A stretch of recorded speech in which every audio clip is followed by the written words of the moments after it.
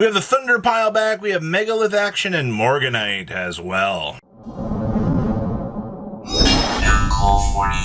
sure you guys smash the like and crap out of that subscribe button so you guys don't miss out more on us. I find this very interesting because Thunder Dragon pile has been pretty innovative recently. I mean, I think one of the cooler builds that we saw was definitely like the Canine variant coming out because, you know, level 5 access and, of course, level 5 access. But instead, let's just gut all the Canine stuff. Let's just go back to playing some hot garbage and let's play good old Mitsurugi because this just basically showcases how stupidly good Mitsurugi can actually be at being a facilitating package for this. Now, we've gone pretty far down the rabbit hole here.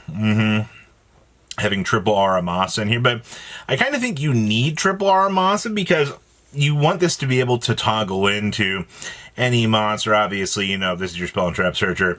This is going to be your recurring card back here, which is actually pretty strong. But having access to things like, you know, the Futsu to bring back the bodies, going with the 2 chum blocking rotations of this is good. We're also playing the Extended Bestial package. Typically, Lubellion ends up being one of those strong cards just to be able to put the extra bodies on the field. And of course, you know, you do want auto access into Branded Regain because putting back the resources to net yourself that draw power usually feels pretty strong for a deck like this. You also do get to see, yes, we are playing the Grizel Prison. The fact that we kind of joke about this card being a very, very strong card for this deck, but I think once you get all the tools and once you get to see, you know, everything kind of bleeding together for this list, I think you've definitely got something good. Also, yes, we are playing the Code Igniter in here. Being able to sub out and do a ritual with this really does get into some of the cheeky little plays. And yes, we are also playing Wozu down here. So, interesting. Now, we also had this Megalith pile show up. Now, Budget Duelist was talking about that they really wanted to showcase some of the ideas of Megalith in the modern scenario, which, I'll be honest with you, I mean, we don't have Block Dragon. We don't necessarily have a lot of the cool tools to make Megalith very, very good, but what we do hilariously have is this very, very, very funny card right here, the Gallant Granite Man.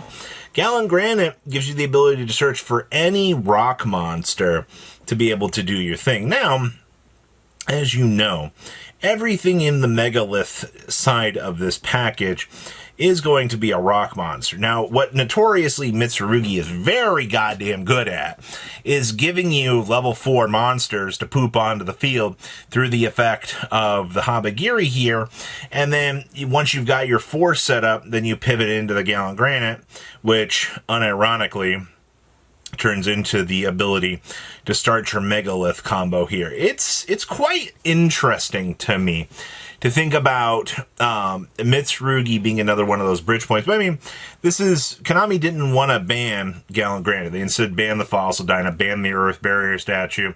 They just thought for whatever your payoff was here, that keeping this around was a much better call, which basically allows us to fuel ideas like this. Also, I mean, pre-prep is going to go like 9,000 miles in this deck, bridging you in any piece you need. We're also only playing 1 Mitsurugi Ritual, which I think is fine. You don't really have to bulk down too much on the fat in this deck. I think just being able to turbo through a lot of the basic lines is going to be good enough. So, I don't know, another deck where you can Code Ignite, get your things set up, and kind of go. Next up is the amazing Morganite Stun. Now, in terms of your Morganite monsters here, or your Morganite spells, we're going with the triple Guilt Gripping, the triple Succumbing, and the 1 Time Tearing. I think all of these are the perfect ratios for what you're trying to do, because you don't really want to bulk down too heavy on these. And I mean, I swear I think I've seen some of these builds that are just trying to shift these around, but remember, once you activate 1 Morganite, the rest of them kind of become dead at that point. So you don't really get that luxury of going too crazy. I'll see that we're only playing 1 Morgana in this list. I can kind of agree with this. My only concern about Morgana is if I have to normal summon this, it is just a huge hand trap magnet. Like, watching this card get Ash is just one of the saddest little moments that you can actually do, especially if you don't actually get to see a Morganite in your opening hand to kind of get things set up. It is very, very, very annoying to deal with.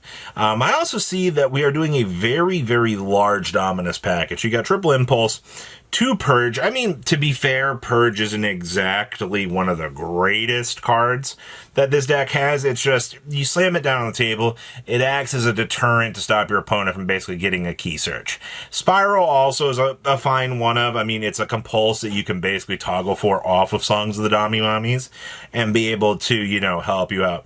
Obviously, I think this is probably one of the most important cards you have to play in this deck.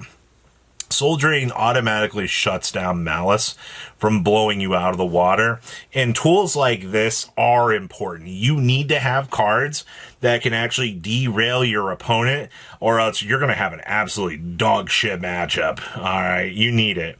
Next up here. Well, if it isn't the Nightmare Corruptor Ibly showing back up to Ruin Days. So this has been something that we've seen a lot of in Sprite builds, that when they do show up, that you can actually do. Because one of the safest things that you can do is just make sure your opponent can't play the game. You give them a Nightmare Corrupt Ridley, they're going to have to switch to attack mode, attempt to crash. They've now lost their battle phase. They're now back at main phase 2. Well, congratulations. You're getting the game back to your turn. That's exactly what you need to be doing. It's that sort of stuff that really helps his deck out. And obviously, we're going with the Nimble Angler package in here. Surprisingly enough, actually, we're not playing the little forest animals in here, the Melfi cards. Most of the recent list I've seen pop up are usually playing the 2 that can actually kind of like extend through and actually kind of get some of the setup on the combo line. So I'm a little bit intrigued to see that this deck isn't really doing that. But instead, I mean, the Mirror Mage and the Freezing Chains, both of these cards I think are pretty common within the deck building space now for this, because I mean, you just get this little setup here and you're just like, hey, extra free body. I can go ahead and kind of combo through, do what I need to do. It's also kind of cool to see the double cross is actually being main decked here. The ability to jack something away from your opponent does typically help out a lot. Also, we're playing double sprint now. I mean, I guess this makes sense just to get double cross up online, just to be able to use that little tool to take advantage of your opponent. Also, only 1 totally awesome. Oh, I mean, Sprite is a real deck. It's just, it doesn't necessarily have the tools that it formerly needed to be able to kind of keep up with the meta. I mean, the negates are still very, very good and cute when they do come up. Next up here. We have, well, obviously, it's another Draco Tail day, but we're actually playing Regenesis cards in here. This is actually kind of cool because we can actually just kind of pitch these Regenesis things out of our hand. You've also got a 2500 stat line on Arthalion. So Mr. Arthalion here can actually help anchor in your boys to actually help get them on the field, which is really, really cool because, you know, being able to do the full line of this. Now, obviously, because they're trying to keep this build as low to the ground as they can in terms of consumption, you do see we are playing 1 Lucius, only 1 Malulu, and of course, just 1 Pan, 1 Urgurla. But also, I see where you are trying to get cheesy here. We are tossing in the Brand Fusions. I mean, you may as well, right? 2 Brand Fusion plus Fallen of Albaz just kind of opens up the door to a whole bunch of extra little play lines for what this deck can do. Your Regenesis package isn't even that crazy, man. 3/1/1 on the names, triple Regenesis spell, 1 of the trap to crack them back and bring them back. I think that this is a unique take on the deck. Also, you now get a lot more easier access to the Soldier of Chaos, which, unironically, sometimes Soldier of Chaos is enough to crack through some of those fields. So I do appreciate actually seeing the shift around in the developments for this deck, but it also does kind of prove, you can actually play around with some of the ideas within Draco Tail and actually have them work out. I kind of think that's really, really cool to see. So what do you guys think? Please comment down below. Tell me what you guys think, and I'll see your beautiful faces back here later in the day, guys. Patrons, thank you.